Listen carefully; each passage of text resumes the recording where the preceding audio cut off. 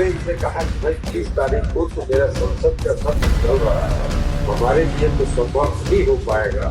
तो इन्होंने उसको 20 तारीख को 19 तारीख कर दिया। सिर्फ हम यहाँ उपस्थित हो इसके लिए, और इसके लिए हम इसको विशेष धन्यवाद।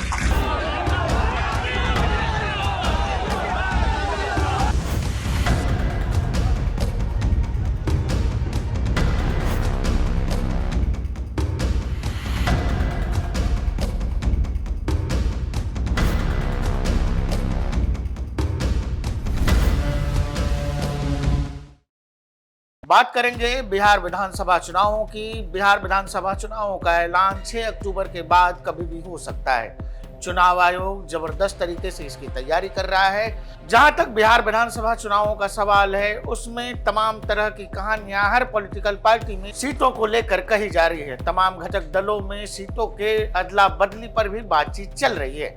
और ऐसे में ही एक और सीट है जो वीआईपी सीट कह लीजिए, या एक ऐसी सीट जिसकी स्टोरीज हम लोग आपको लगातार दिखा भी रहे हैं। बिहार विधानसभा चुनावों को लेकर जिन सीटों की जबरदस्त चर्चा है, वो सीट है मोकामा जैसी सीट, वो सीट है बाढ़ जैसी सीट। मोकामा को लेकर तस्वीर क्लियर है।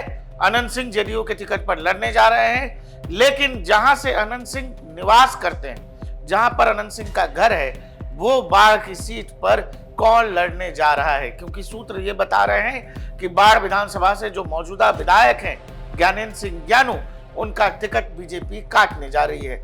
लेकिन इस सीट पर कहानी इतनी ही नहीं है। इस सीट पर जेडीयू के लोग लगातार दावा ठोक रहे हैं और अब दावा आ रहा है ललन सिंह की तरफ से। बताया यह जा रहा है कि स्वयं ललन सिंह ने नीतीश कुमार जी से बाढ़ सीट को लेकर अपनी बात कह दी है। और यह बताया जा रहा है कि बाढ़ पर जेडीयू अपनी दावेदारी मजबूती से ठोक रही है। जेडीयू का यह मानना है, चूंकि यह सीट पारंपरिक रूप से किसी जमाने में नीतीश कुमार की सीट हुआ करती थी, जेडीयू इसको फिर से रिक्लेम करना चाहती है। और आपको पता है कि जेडीयू के तमाम नेता, वो चाहे आनंद मोहन सिंह हो, वो चाहे बीके सिंह हो, लंबे समय से बाढ़ में दौरा कर रहे हैं। अब लेकिन इसमें बड़े प्लेयर की एंट्री हुई है।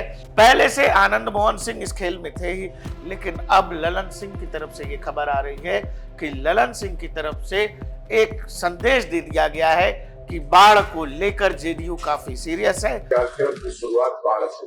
अब ये कार्यक्रम आज जो अंतर्राष्ट्रीय हेड इंजरी दिवस है, उसके पूर्व संध्या पर आया। और पूर्व संध्या पर आयोजित क्यों? पूर्व संध्या पर आयोजित सिर्फ इसलिए है कि जब बीके सिंह साहब ने हमसे कहा कि 20 तारीख को कार्यक्रम आयोजित होना, उस दिन अंतर्राष्ट्रीय हेड इंजरी दिवस है, तो हमने इनसे कहा कि भाई 20 तारीख को तो मेरा संसद का सत्र चल रहा है, हमारे लिए तो संभव नहीं हो पाएगा। तो इन्होंने उसको 20 तारीख को 19 तारीख कर दिया। सिर्फ हम यहाँ उपस्थित हो इसके लिए, और इसके लिए हम इसको विशेष धन्यवाद। संभव है कि मौजूदा विधायक ज्ञानेंद्र सिंह ज्ञानू का टिकट वहां से कटने जा रहा है और बीजेपी हो सकता है गठबंधन के सहयोगी के लिए ये सीट छोड़ दे। जहां तक बाढ़ का सवाल है, बाढ़ से ललन सिंह के संबंध का सवाल है और आनंद मोहन सिंह के संबंध का सवाल है, तो इसके अलग अलग कैलकुलेशन है। जहां तक सवाल ललन सिंह का है, मुंगेर लोकसभा सीट की एक विधानसभा बाढ़ भी है, वैसे ही मोकामा भी है। लेकिन लोकसभा चुनावों के दौरान मोकामा की सीट जो है विधानसभा के लिहाज से देखे तो ललन सिंह मोकामा हार गए थे। बावजूद इसके कि ललन सिंह खुद भूमिहार समाज से आते हैं, मोकामा में भूमिहारों की संख्या ज्यादा है, बावजूद इसके विधानसभा में पिछड़ना पड़ गया था ललन सिंह को। वही सवाल जब बाढ़ का आता है, बाढ़ में राजपूतों की संख्या ज्यादा है। बाढ़ में करीब करीब 30 से 35% राजपूत मतदाता हैं। करीब करीब 1.25 लाख तक राजपूत मतदाता बाढ़ विधानसभा में है। और इस लिहाज से अगर मोकामा के नतीजे देखें 2024 में और बाढ़ विधानसभा के नतीजे देखें तो मोकामा से ज्यादा वोट ललन सिंह जी को बाढ़ विधानसभा मिला था। और बाढ़ में उनका कार्य देख रहे थे, उनके प्रचार का जिम्मा था बीके सिंह पर। बीके सिंह जो जेडीयू के उपाध्यक्ष हैं, बीके सिंह के समर्थन में लगातार फील्डिंग सेट कर रहे हैं आनंद मोहन सिंह भी, और बीके सिंह ललन सिंह के भी करीबी हैं।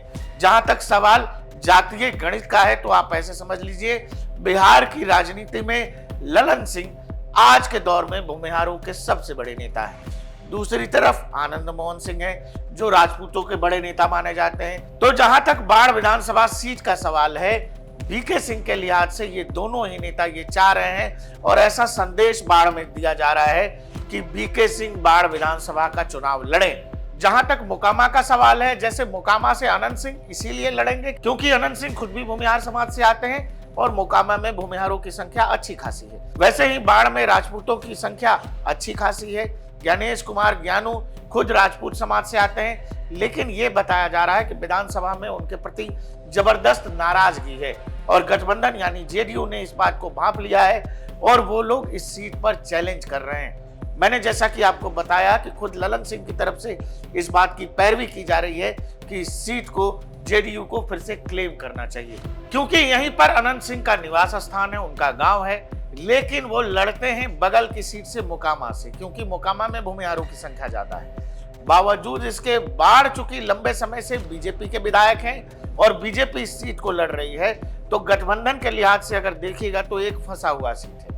लेकिन जेडीयू के लोग पिछले 2-3 सालों से यहां जबरदस्त मेहनत कर रहे हैं। जहां तक सवाल बीके सिंह का है जो जेडीयू के उपाध्यक्ष हैं, वो पिछले 2.5-3 साल से बाढ़ में लगातार दौरा कर रहे हैं और दौरा ही नहीं कर रहे, जब समय समय पर शक्ति प्रदर्शन भी कर रहे हैं, जिसमें साथ में उनके कई बार ललन सिंह भी देखे गए हैं और साथ में उनके आनंद मोहन सिंह भी देखे जा रहे हैं। तो एक तरह से जो जातीय गणित है वो कहीं ना कहीं बीके सिंह के समर्थन में, जेडीयू के समर्थन में झुकता दिख रहा है। लेकिन इसमें सबसे बड़ा पेच ये है, चूंकि लंबे समय से बीजेपी इस सीट को जीतती रही है, तो क्या बीजेपी इस बात पर जो सीनियर लीडरशिप जेडीयू की है उनकी तरफ से ये मंशा जताई जा रही है कि बाढ़ जेडीयू को लड़ना चाहिए क्योंकि जेडीयू के लोग लगातार इस विधानसभा में मेहनत कर रहे हैं। सवाल ये है, आने वाले कुछ दिनों में सीटों का बंटवारा फाइनल हो जा रहा है और जिस तरह से बाढ़ को लेकर लगातार तापमान बढ़ रहा है